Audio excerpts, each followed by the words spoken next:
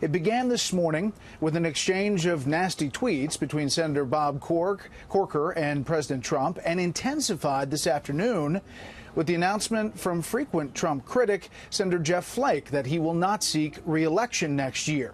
So much for a day that was supposed to center around a relaxed working lunch between the president and Senate Republicans on tax reform. We have Fox team coverage tonight. Mike Emanuel is on Capitol Hill with what we know is in the tax plan and what we know is not as of tonight. But we start off right here with Chief White House correspondent John Roberts and the Republican on Republican rhetorical violence.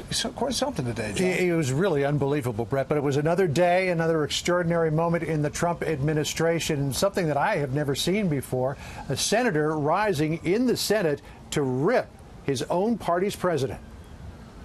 I rise today to say enough. It was a stunning scene in the Senate. Arizona Republican Jeff Flake, who faces a tough re-election next year, took to the floor to say he's retiring, and in the process delivered a full-throated denunciation of President Trump. Reckless, outrageous, and undignified behavior has become excused and countenanced as telling it like it is, when it is actually just reckless, outrageous, and undignified.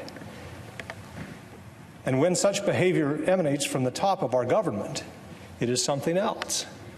It is dangerous to a democracy. The remarkable moment happened hours after Tennessee Senator Bob Corker relit the torch on his feud with President Trump.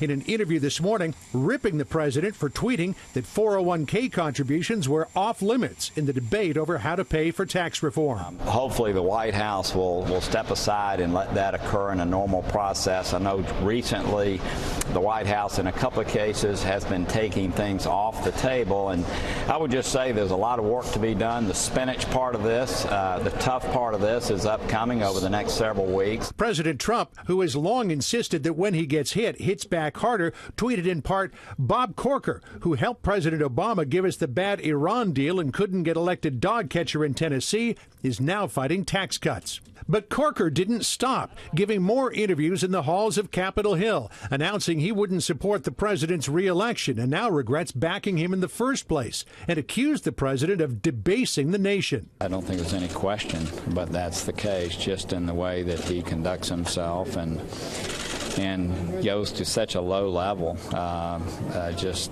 do. But look, I mean, the rest of us need to do what we can to act as statesmen. Never one to let an insult go unanswered, President Trump fired back again on Twitter, writing, quote, Senator Corker is the incompetent head of the Foreign Relations Committee. Look how poorly the U.S. has done. People like little Bob Corker have set the U.S. way back. In the middle of all of this, President Trump joined Corker, Flake, and the rest of the Senate Republicans for a policy lunch. The White House insists tax reform was a big topic, though Corker poo-pooed the confab, suggesting there wasn't much of substance. The tax reform barely came up. The Senate Majority Leader, hoping to preserve some semblance of party unity, wouldn't comment on the tit-for-tat. But other Republicans were alarmed that a petty feud was stealing headlines from an important legislative issue. So all this stuff you see on a daily basis on Twitter this and Twitter that, forget about it. Let's focus on helping people.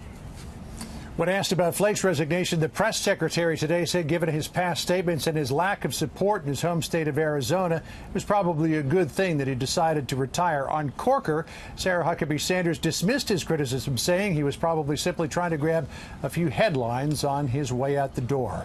You know, they actually have a machine here that they use to sharpen their elbows. It was quite something. Wow. John, every day. Thank you.